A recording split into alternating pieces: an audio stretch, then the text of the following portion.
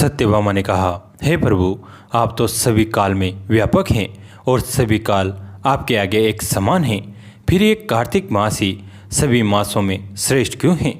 ये सब तिथियों में एकादशी और सभी मासों में कार्तिक मास को ही अपना प्रिय क्यों कहते हैं? इसका कारण बताइए। भगवान श्री कृष्ण ने कहा, हे भामिनी, तुमने बहुत अच्छा प्रश्न किया है। मैं तुम्हें इसका उत्तर देता हूँ, ध्यानपूर्वक सुनो। इसी प्रकार एक बार महाराज बैन के पुत्र राजा पर्तु ने प्रश्न के उत्तर में देवर्षि नारद से प्रश्न किया था और जिसका उत्तर देते हुए नारद जी ने उसे कार्तिक मास की महिमा बताते हुए कहा, हे राजन, एक समय शंख नाम का एक राक्षस बहुत बलवान एवं अत्याचारी हो गया था। उसके अत्याचारों से तीनों लोकों में त्राहि त्राहि मच गए। उस शंकासुर ने स्वर्ग में निवास करने वाले देवताओं पर विजय प्राप्त कर इंद्रादि देवताओं एवं लोकपालों के अधिकारों को छीन लिया। उससे भयभीत होकर समस्त देवता अपने परिवार के सदस्यों के साथ सुमेरु पर्वत की गुफाओं में बहुत दिनों तक छिपे रहे। तत्पश्चात वे निश्चित होकर सुमेरु पर्वत की गुफाओं में ही रहने लगे। उधर जब शंकासुर को इस बात का पता चला कि देवता आनंदपूर्वक सुमेरु पर्वत की गुफाओं में निवास कर रहे हैं, तो उसने सोचा कि ऐसी कोई दिव्य शक्ति अवश्य है जिसके प्रभाव से अधिकारहीन ये देवता अभी भी बलवान हैं। सोचते सोचते वह इस निर्णय पर पहुंचा कि वेद मंत्रों के बल के कारण ही देवता बलवान हो रहे हैं। यदि इनसे वेद छीन ले जाए तो वे बलहीन हो जाएंगे। ऐसा विचार कर शंकासुर ब्रह्मा जी के सत्यलोक से शीघ्र ही वेदों को हल्लाया।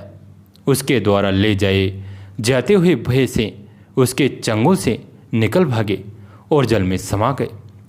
शंकासुर ने वेद मंत्रों तथा बीज मंत्रों को ढूंढते हुए इस सागर में प्रवेश किया, परंतु न तो उसको वेद मंत्र मिले और न ही बीज मंत्र।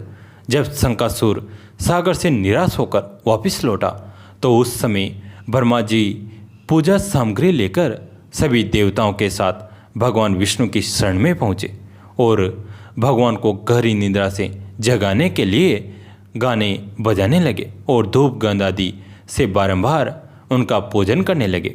धूप दीप नैवेद्य आदि अर्पित किए जाने पर भगवान की निद्रा टूटी और वह देवताओं सहित ब्रह्मा जी को अपना पूजन करते हुए देखकर बहुत प्रसन्न हुए तथा कहने लगे, मैं आप लोगों के इस कीर्तन एवं मंगलाचरण से बहुत प्रसन्न हूँ। आप अपना अभिष्ट वरदान मांगिए, मैं अवश्य प्रदान करूँगा। जो मनुष्य आश्विन शुक्ल की एकादशी से देवोत्थान एकादशी तक ब्रह्म मुहूर्त में उठकर मेरी पूजा करेंगे, उन्हें तुम्हारी ही भांति मेरे प्रसन्न होने के कारण सुख की प्राप्ति होगी। आप लोग जो पादे अग्रे आचमन और जल आदि सामग्री मेरे लिए लाए हैं, वे अनंत गुणों वाली होकर आपका कल्याण करेगी। शंकासुर द्वारा हरे गए संपूर्ण वेद जल में स्थित हैं। मैं सागर पुत्र शंकासुर का वध करके उन वेदों को अभी लाई देता हूँ। आज से मंत्र बीज और वेदों सहित मैं प्रतिवर्ष कार्तिक मास में जल में विश्राम किया करूँगा। जब मैं मत्स्य का रूप धारण करके जल में जाता हूँ, तुम सब देवता भी मुनीश्वरों सहित मेरे साथ जल में आओ। इस कार्तिक मास में जो श्रेष्ठ मनुष्य प्रातःकाल स्नान करते हैं, वे सब यज्ञ के अवभृत स्नान द्वारा भली भांति नहा लेते हैं। हे देवेंद्र, कार्तिक मास में व्रत करने वालों को सब प्रकार से धन पुत्र पुत्री आदि देते रहना और उनकी सभी आपत्तियों से रक्षा करना।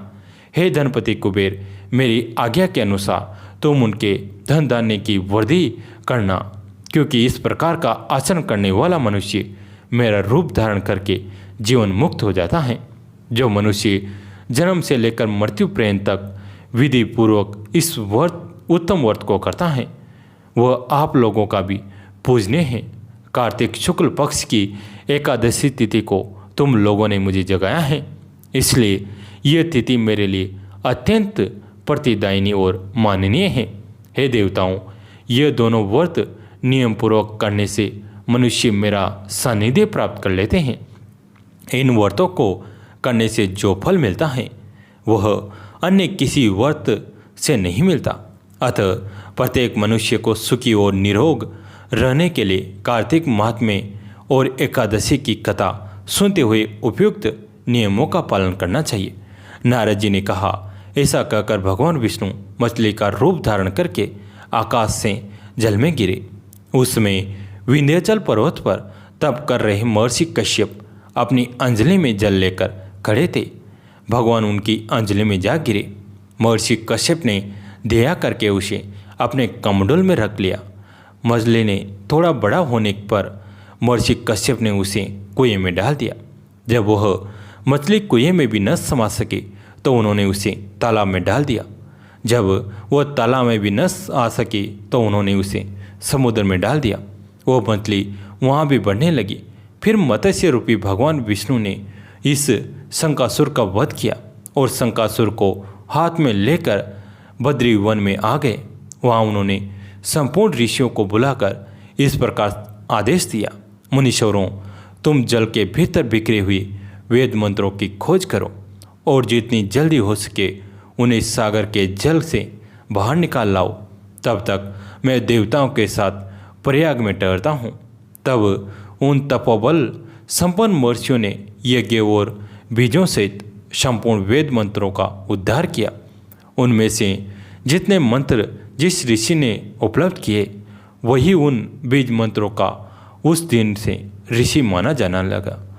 तदंतर सब ऋषि एक तरह होकर प्रयाग में गए। वहाँ उन्होंने ब्रह्मा जी सहित भगवान विष्णु को उपलब्ध हुए सभी वेद मंत्र समर्पित कर दिए। सब वेदों को पाकर ब्रह्मा जी बहुत प्रसन्न हुए। उन्होंने देवताओं और ऋषियों के साथ प्रयाग में अश्वमेध यज्ञ किया। यज्ञ समाप्त होने पर सब देवताओं ने भगवान से निवेदन किया, देवादिदेव जगन्नाथ, इस स्थान पर ब्रह्मा जी के ने खोए हुए वेदों को पुनः प्राप्त किया है और हमने भी यहाँ आपके प्रसाद से यज्ञ भाग पाए हैं। अतः यह स्थान पृथ्वी पर सबसे श्रेष्ठ पुण्य की वृद्धि करने वाला एवं भोग तथा मोक्ष प्रदान करने वाला हो। साथ ही यह समय भी महापुण्यमय और ब्रह्मघाती आदि महापापियों की भी शुद्धि करने वाला हो तथा ते स्थान यहाँ दिव्य दान को अक्षय बना देने वाला भी हो, ये वर दीजिए। भगवान विष्णु बोले, देवताओं, तुमने जो कुछ कहा है वह मुझे स्वीकार है। तुम्हारी इच्छा पूर्ण हो। आज से यह स्थान ब्रह्म क्षेत्र के नाम से प्रसिद्ध होगा। सूर्यवंश में उत्पन्न राजा भागीरथ यहाँ गंगा को ले आएंगे और वह यहाँ सूर्य कन्या यमुना से मिलेंगे। ब्रह्मा जी और तुम सब देवता मेरे साथ यहाँ निवास करो। आज से यह तीर्थराज के नाम से विख्यात होगा। तीर्थराज के दर्शन से तत्काल सब पाप नष्ट हो जाएंगे। जब सूर्य मकर राशि में स्थित होंगे उस समय यहाँ स्नान करने वाले मनुष्यों के सब पापों का यह तीर्थ नाश करेगा। यह काल भी मनुष्य के लिए सदा महान पुण्य फल देने वाला होगा। माघ में सूर्य के मकर राशि में स्थित होने पर यहाँ स्नान करने से सालों के आदि फल प्राप्त होंगे। देवादिदेव भगवान विष्णु देवताओं से ऐसा कहकर ब्रह्मा जी के साथ वहीं अंतर्ध्यान हो गए। तत्पश्चात इंद्र आदि देवता भी अपने अंश से प्रयाग में रहते हुए वहाँ से अंतर्ध्यान हो गए।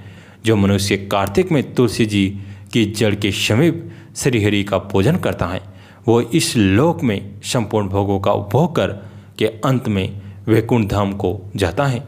कैसी लगी आज की कथा कमेंट में ज़रूर बताएं। अगर अच्छी लगी तो लाइक कीजिए, अपने दोस्तों के साथ फैमिली के साथ शेयर कीजिए। दोस्तों, इसका अगला भाग जल्दी आएगा। कमेंट में बताइए कि आपको इस कथा कैसी लगी। धन्यवाद।